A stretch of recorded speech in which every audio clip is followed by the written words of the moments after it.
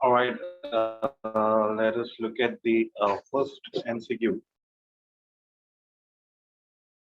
and that is firstly, whenever doing the MCQs, look at the requirement. And what's the requirement?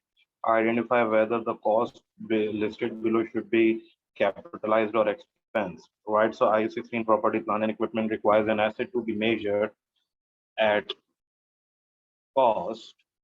Okay, at measure at cost on its original recognition in the financial statement. AW use its own staff assisted it by contractors when required to construct a new warehouse for its own use. Now, firstly, clearance of site prior to commencement of construction. Well, we will capitalize it. Professional service fee for managing the construction work, it will also be capitalized.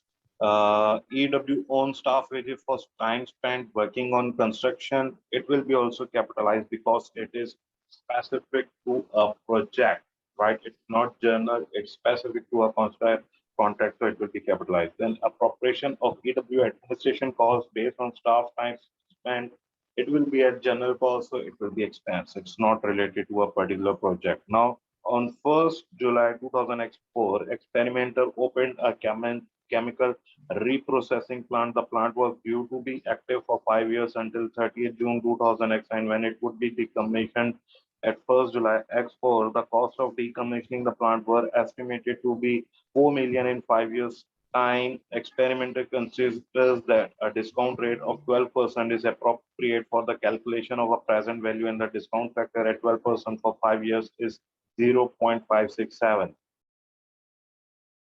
So the cost of decommissioning is assumed to be an obligation for an right. So what is the total charge to be statement of profit or loss? Okay.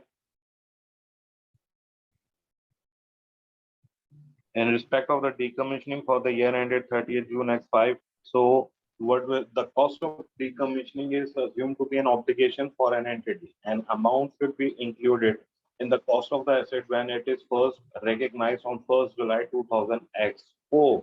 So amount to include in the cost of the asset for decommissioning cost is the present value of the expected future decommissioning cost. The present value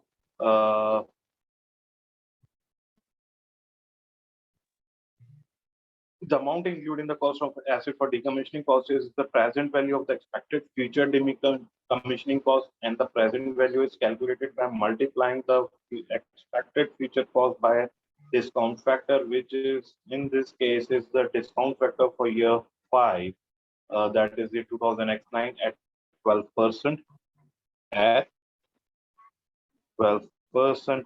So 4 million, and the discount rate given is 0.567 is uh, 2.268 million.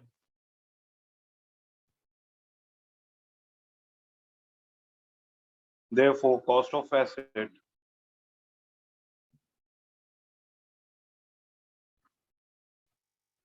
2.268 million. Provision for decommissioning cost is 2.268 million credit, and the asset is depreciated on a straight line basis over a five years, right? And in addition, the decommissioning cost should be increased to 4 million by the end of year 5. This is done by charging a finance cost each year, and this is charged at the cost of capital of 12% and applied to the balance of the provision account. The finance charge for the year 30th June 2000 X5 is 2.268 million into 12% will get 272,160. Right, so 272,160, and therefore answer will be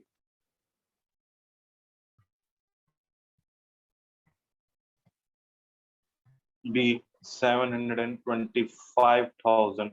760 is the total charge to profit or loss, right? 270, 2000 related to this one, the provision of the finance cost and the above cost.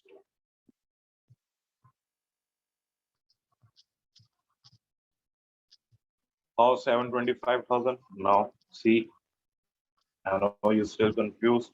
Uh, One is depreciation, 2.268 million divided by 5 years. So that's 453,600. And finance charge 725,160 is the total will be charged to the profit or loss, that is 725 760 or what? Yes, 760, right? So next question, an entity purchased property for 6 million on 1st July 2003. The land element of the purchase was 1 million. The expected life of the building was 50 years and its residual value is nil. On 30th June X5, the property was revalued to 7 million, of which the land element was 1.24 million and the building is 5.76 million on 30th June 2007. The property was sold for 6.8 million.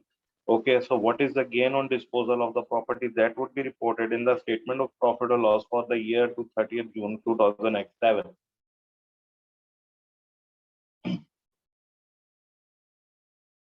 Now, look at it carefully.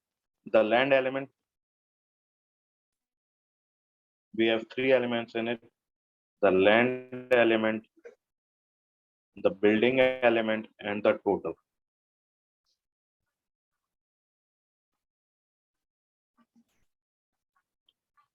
Cost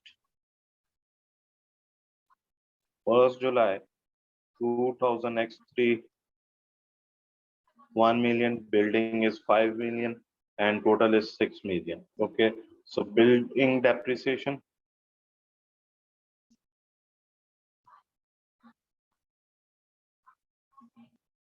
5 million divided by 50 years is 0.1 million here into 2.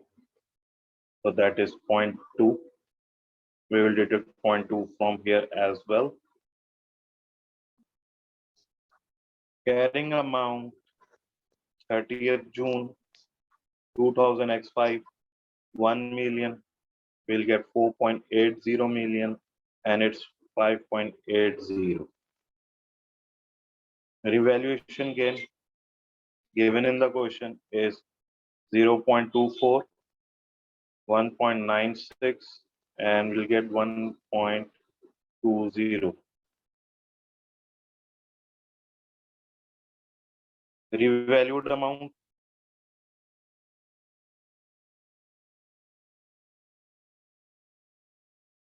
one point two four, 1.96.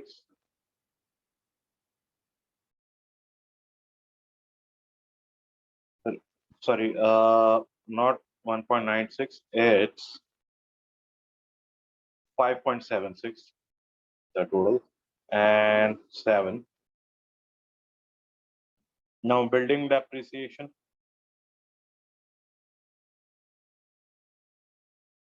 is 5.76 divided by 48 years is 0.12 per year,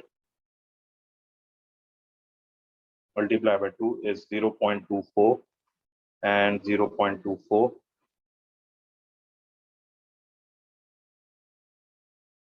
Carrying amount 30th June 2000 x7, 1.24, 5.52, and 6.76. Disposal proceed given in the question 6.80. Will get gain on disposal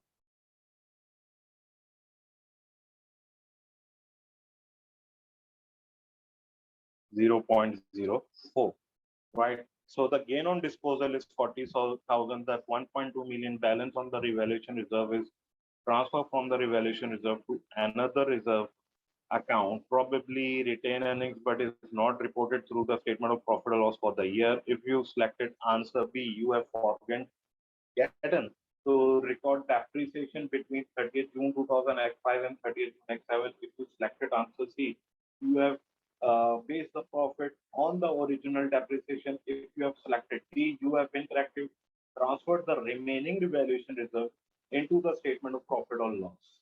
Okay. Next question.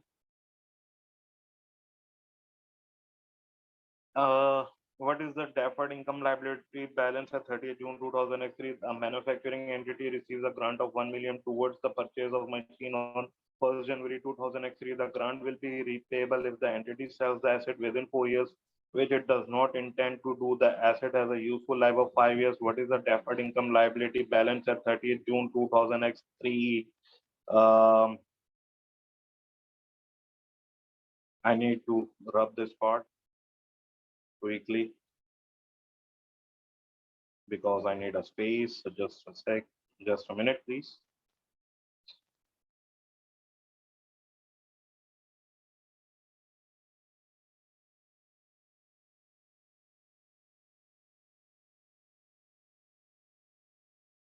Now,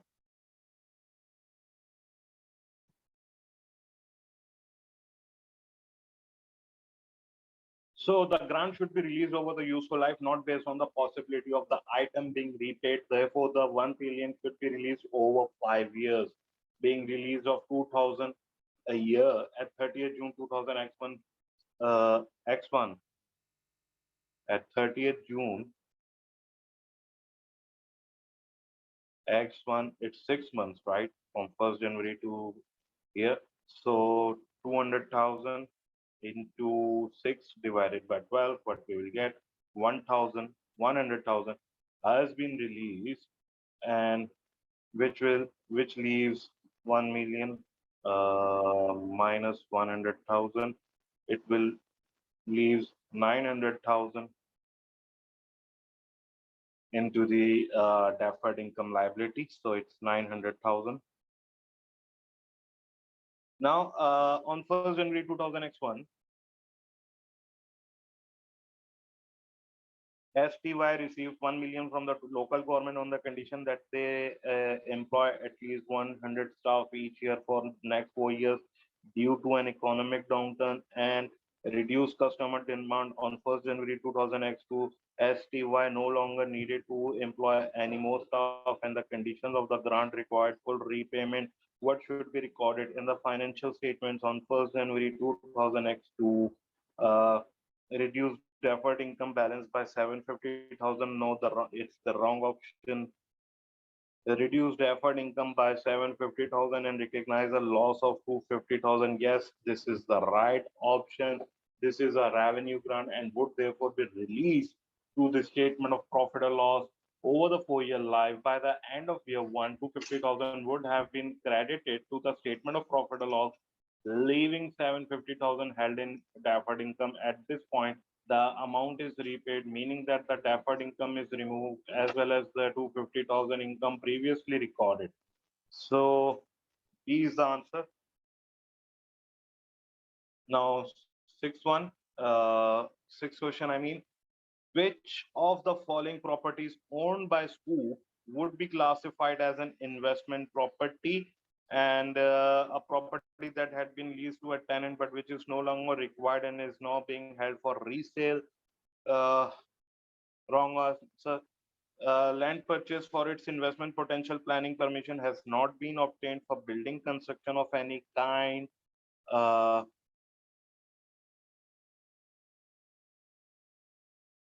So B is the answer for this one. Yes, because asset would be classified as a non-current asset for sale under IFRS 5 and discontinued operation. Asset C and D would be the classified as property, plant, and equipment. Next question. During the current year, an entity had in place 1 million in 6% loan finance and 2 million of the 9% loan finance. It constructed a new factory which cost 600,000, 600,000, and this was funded out of the existing loan. The factory took 8 months to complete. To the nearest thousand, what borrowing cost should be capitalized? So the weighted average cost of borrowing is 8% in this case, right? So 1 million into 6% plus 2 million into 9% divided by 3 million. Therefore, amount to be capitalized is 600,000 into 8% into 8 divided by 12 is 32,000.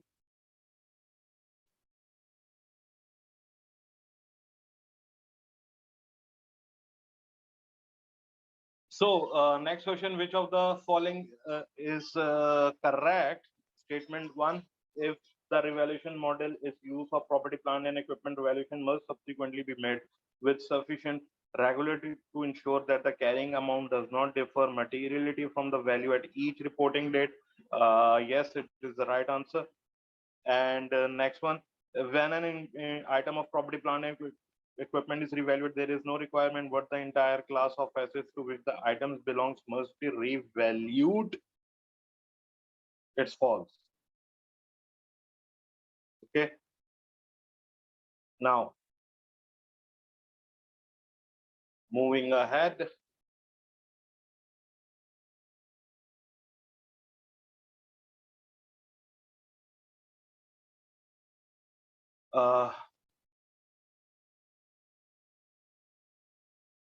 IS 16 states that when the revaluation model is used, revaluation should be made with sufficient regularity to ensure that carrying value of the assets remain close to the fair value. IS 16 also states that if one item in class of assets is revalued, all the assets in that class must be revalued. Okay. Now, next question. Which two of the following items should be capitalized within the initial carrying amount of an item of plant? Cost of transporting the plant to the factory? Yes. Uh, Cost of installing a new power supply required to operate the plant? Yes. Both are right, are the will be capitalized because the maintenance and the training cost should be expense as incurred, and the residual value should be taken into account for the purpose of calculating depreciation, but not for the amount to be capitalized. Right. Uh, Tibbet acquired a new office building on 1st October 2004. Its initial carrying amount consisted of land 2000, building structure, air conditioning system. The estimated life of the building structure and air conditioning systems are 25 years and 10 years respectively. When the air conditioning system is due for replacement, it is estimated that the old system will be dismantled and sold for 500,000. Depreciation is time apportioned where appropriate. At what amount will the office building be shown in Tibbet statement of financial position? So land 2000, which is not depreciated. Building structure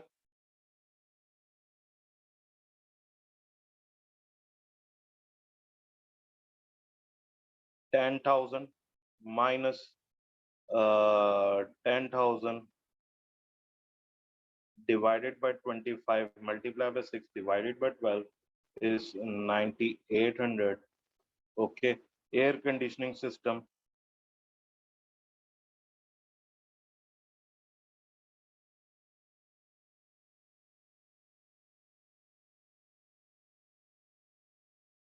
4,000 minus 3,500 divided by 10 into 6 divided by 12 is 3,825. 15,625. Let's see. Yes, A is the answer. 11. The following trial balance extracts relates to property which is owned by Vuitton as at 1st April 2004. Property cost 20-year original life, 12,000 accumulated depreciation as at 1st April 2000 X4 3600 on 1st October X4. Following a sustained increase in property prices, Wheaton revaluates its property to 10.8 million. Okay, what will be the depreciation charge in Wheaton statement of profit or loss for the year ended 31st March 2000 X5?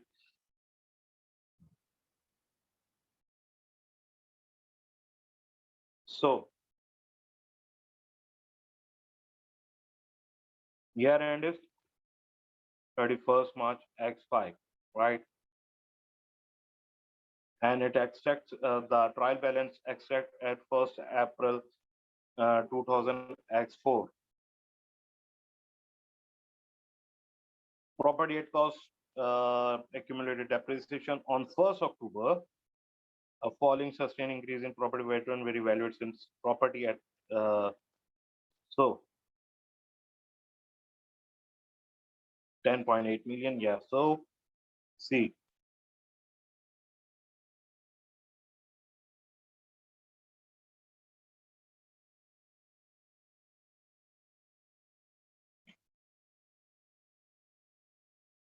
year starts at 1st April, year end is 31st March. The revaluation take place on 1st October. So that's the 6 months here, right? That's the 6 months. So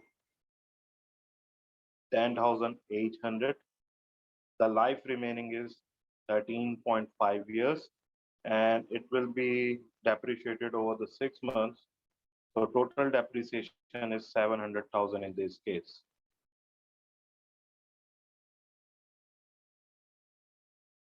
Wish to following statements about IS 20 accounting for government grants and disclosure on government grants assistance are true. A government grant related to purchase of an asset must be deducted from the carrying amount of the asset in statement of financial position. That's the wrong one. Government grant related to the purchase of an asset should be recognized in profit or loss over the life of asset. Yes, this is the right one.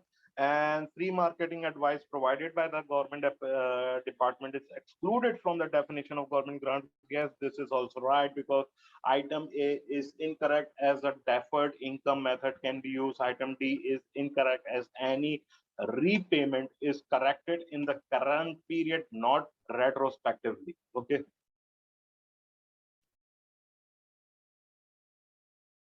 Next question. Uh, Simpson Company purchased a new building with a 50-year life for 10 million on 1st January 2000 X3. On 30th June 2000 X5. Be careful about the dates, folks.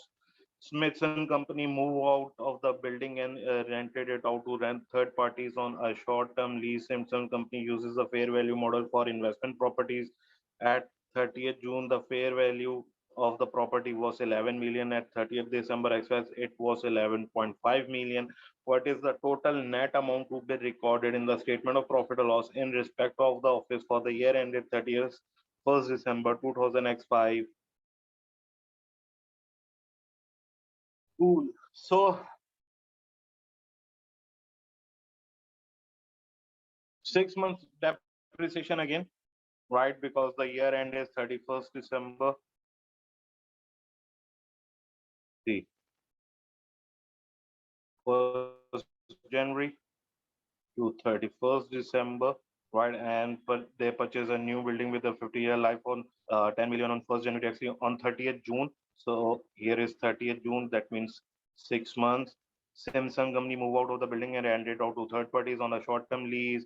Fair value of the investment 30th June X5 of the was 11 million, right? And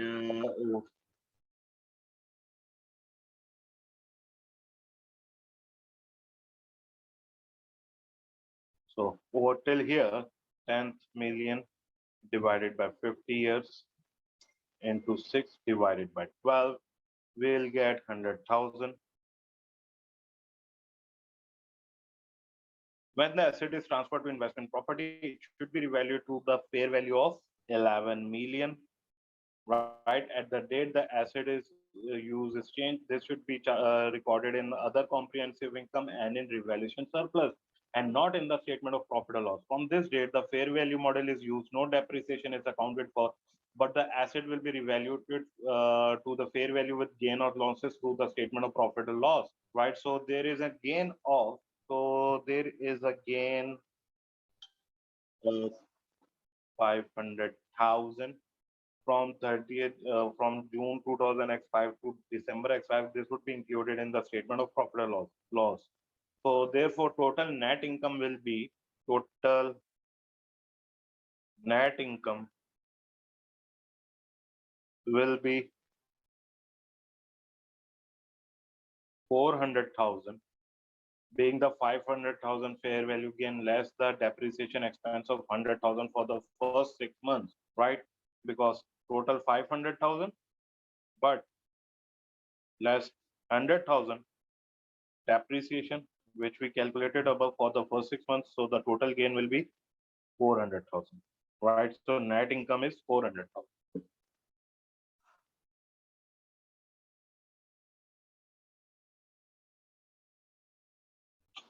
Moving out to the next question,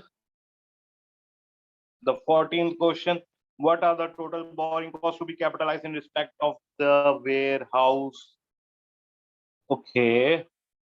Gilbert took out a 7.5 million on 1st January 2006 to build a new warehouse during the year. Construction of the warehouse began on 1st February X6 and was completed on 30th November X6. As not all the funds were needed immediately, Gilbert invested 2 million in 4.5% bonds from 1st January to 1st May 2006. As you know, the interest can only be capitalized during the period of construction, which is in the form, which is from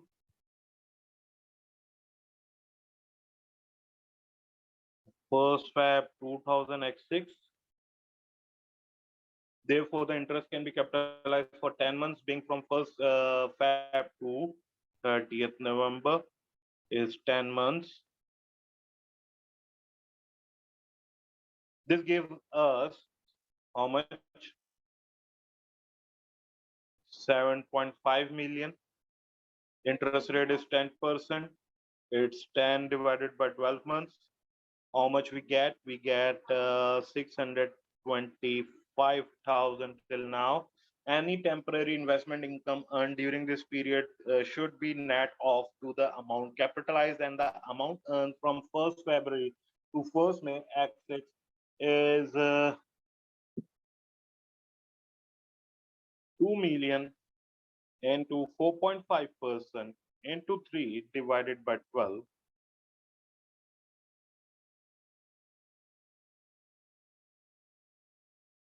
22,500. Therefore, amount to be capitalized is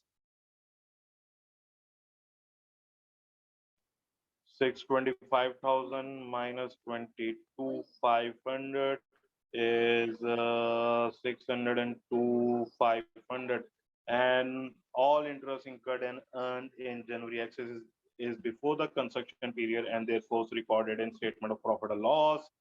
So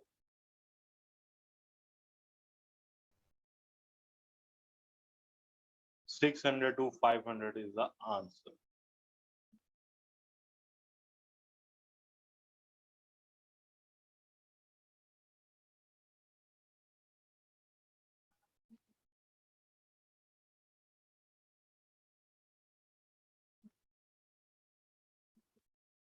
Croft acquire a building with a 40-year life for its investment potential for 8 million on 1st January X3 at 30th December X3. The fair value of the property was estimated at 9 million with cost to sell estimated at 200,000. If Cross uses the fair value model for investment properties, what gain should be recorded in the statement of profit on 31st December 2000 X3. 2000 X3. So what will say that 9 million minus 8 million, that is 1 million. is taken to the statement of profit and loss. All sales are ignored, and since Prof uses the fair value model, no depreciation will be charged on the building, so it's 1 million.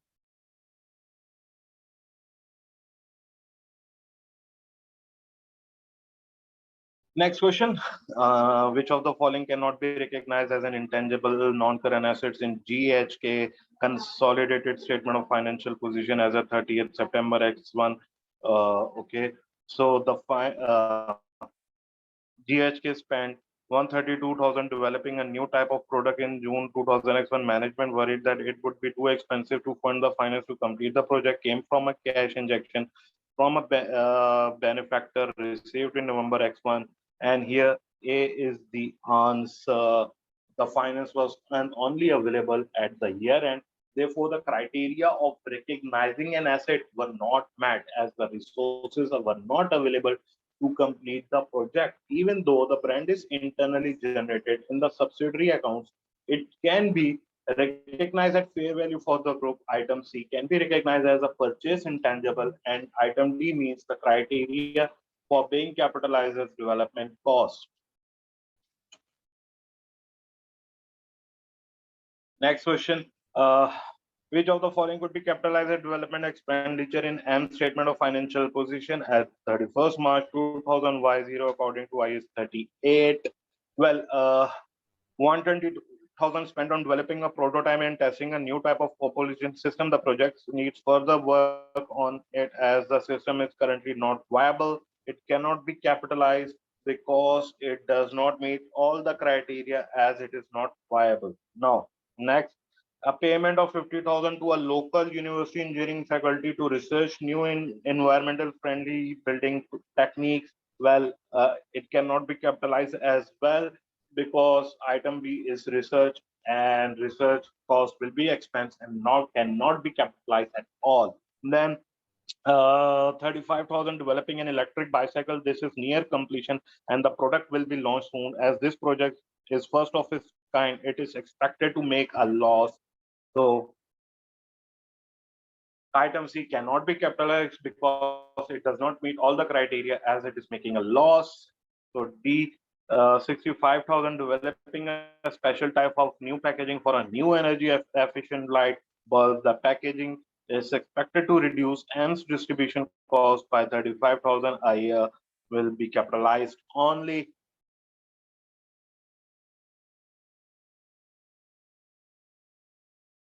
Right, moving to the next question. Question number 18. Which two of the following factors are reasons why key staff cannot be capitalized as an intangible asset by an entity? So they do not provide expected future economic benefits. No, it's not a right one.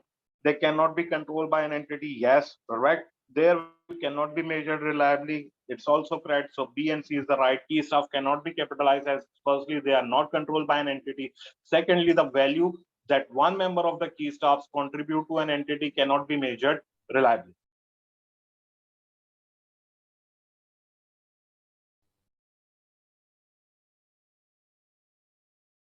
Question number 19.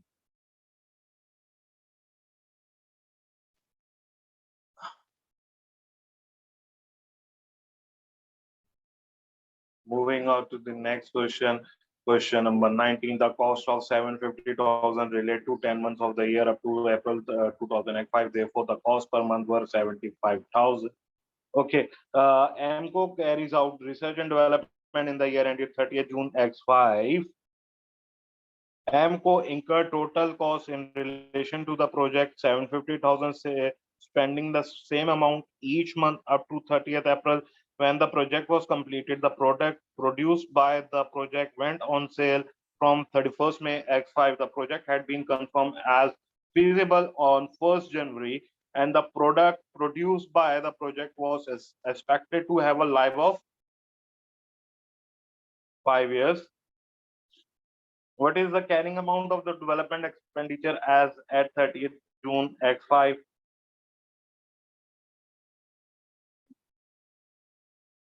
The cost of 75,000, 750,000 related to 10 months. That means up to April 2000. X5. Therefore, the cost per month was 75,000. As the project was confirmed feasible on 1st January, the cost can be capitalized from this date. So 4 months of this cost can be capitalized. So 74 months can be capitalized. So that means 75,000 multiplied by 4 will get 300,000. The asset should be amortized from the project. Products go on sale. So 1 month amortization should be charged to 30th June X5. Amortization is 300,000 divided by 5 into 1 divided by 12 is 5,000. The carrying amount of the asset is 300,000 minus 5,000 is 295,000. The asset should be amortized from when the products go on sale. So 1 month amortization should be charged to till 30th June X5, and amortization is as I told 30th June is 5,000. The carrying amount of the asset at 30th June is 295,000. So if so 295,000 is the answer. But if you chose C, you have forgotten to amortize the development cost. And if you chose B or D, you have either capitalized the full amount or capitalized none of the costs. So far, so good. Moving ahead.